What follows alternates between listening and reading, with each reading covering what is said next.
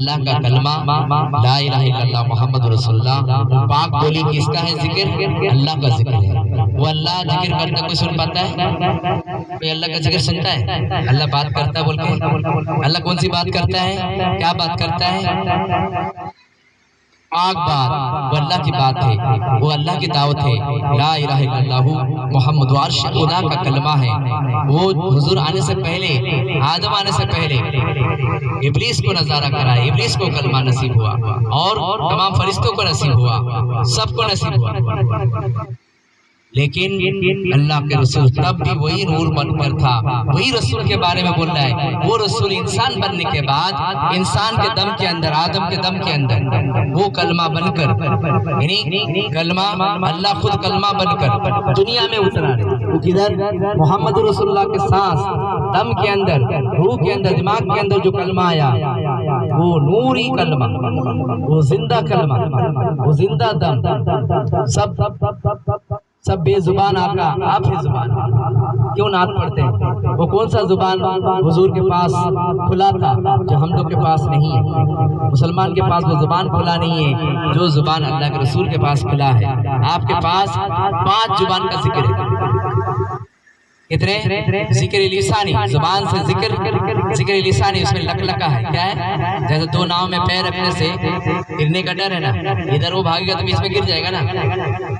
زبان سے کلمہ پڑھنے کا، اور دل سے کلمہ پڑھا کیا کہا؟ یعنی ذکر قلبی، وسوسہ، جو انسان بولتا ہے میں من میں دل میں کلمہ پڑھتا ہوں، اس میں وسوسہ ہے، صحیح ہو رہا کہ نہیں، ٹھیک ہو رہا ہے کہ نہیں، ایسا ہی ہونا چاہیے کہ ایسا نہیں ہونا چاہیے، کیسا ہوتا ہے، کیوں ہوتا ہے، ہر طرح کا بہت سے سوال ہے، اس لیے وسوسہ ہے، اس میں شیطان ورگلاتا ہے، نہیں ابھی ٹھیک ہوتا ہے تب بھی بولتا ہے نہیں ٹھیک۔ اسی لیے یعنی ذکر قلبی، دل سے جو ذکر ہوتا ہے اس میں وسوسہ ہے، لیکن ذکر روحی مشاہد، یعنی اللہ کا دیدار ہے۔ جو ذکر روحی جس کو مل گیا، روح کو جو اللہ کا ذکر مل گیا، سمجھو اس کے آنکھ کھل گیا، اس کے کان کھل گیا، اس کے دل، وہ دل کھل گیا جس میں اللہ رہتا ہے، وہ دل مل گیا۔ 2 دل ملے تو دونوں کا اقرار ہو گیا، یعنی محمد رسول اللہ کے دل سے تمہارا دل جب تک ملے گا نہیں، محمد رسول اللہ سے دل ملانا ہے تو وہی اللہ کہہ رہے ہیں میرے حضور کی پیروی کرو تو میں تمہیں محبوب بناؤں گا۔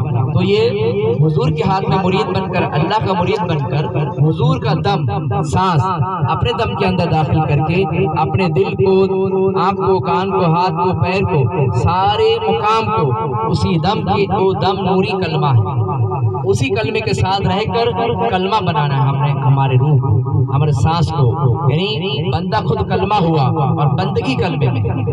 یہ سرکار پیر عادل جعفر رحمۃ اللہ فرماتے ہیں تو ہمارا جسم نہیں، وہ روح کی بات ہو رہا ہے، وہ روح اللہ کے نور سے بنا ہے اور اس کو کلمہ فرض ہے، اس کو کلمہ، اس کلمے کا دھوکہ ہے، کلمہ اس کا جوڑا ہے۔ کون سا کلمہ؟ جس کلمے میں اللہ ہے، یہ کلمہ نہیں، یہ زبانی کلمہ ہے۔ زبانی کلمہ مسلمان پڑھتے ہیں اور مومن روح کا کلمہ پڑھتا ہے، سر کا کلمہ پڑھتا ہے، قلب کا کلمہ پڑھتا ہے، زبان کا، سب ملا کر ذکر خفی کرتا ہے تو کوئی نہ سنتا۔ بولو تمہیں مرید کیا گیا جب، اور جو سانس میں کلمہ دیا گیا، تم پتی پتنی بھی ذکر کرتے ہو، کیا ایک دوسرے کو سنائی دیتا ہے؟ سن سکتا ہے؟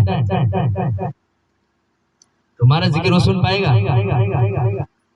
جو ذکر ہم دیے کوئی بولتے نہیں، آپس میں کوئی سن سکتے ہیں، یہ کاندھے میں 2 فرشتے ہیں، وہ بھی نہیں سن پائے گا، اور جو ہے ہمارے اندر ابلیس ہے اس کو بھی خبر نہیں ہوگا۔ اللہ تعالیٰ اس جگہ پہ ذکر خفی کو صرف حضور صلی اللہ علیہ وسلم کو معراج میں بلایا اور وہ ذکر خفی عطا کیا۔ خفی بولے تو گفت، جو کتاب میں رہتے ہوئے تمہیں ڈھونڈنے سے نہیں ملے گا۔ زندگی بھر عبادت کرو گے، عبادت کرتے رہو گے، لیکن شب قدر کبھی نماز میں نصیب نہیں ہوگا، شب معراج۔ لیکن معراج اگر حاصل کر لو گے تو اللہ کے رسول نے کہا الصلاۃ المعراج المومن، نماز مومن کی معراج ہے، مومن کی معراج ہے، مسلمان کی نہیں ہے۔ امام حسین کی نماز معراج ہے، یزید کی نہیں ہے۔ یزید کی معراج ہوتا تو جھگڑا ہی نہیں ہوتا، دو طرف اللہ اللہ ہوتا۔ معراج کرتا جس کو معراج سیکھ گئے۔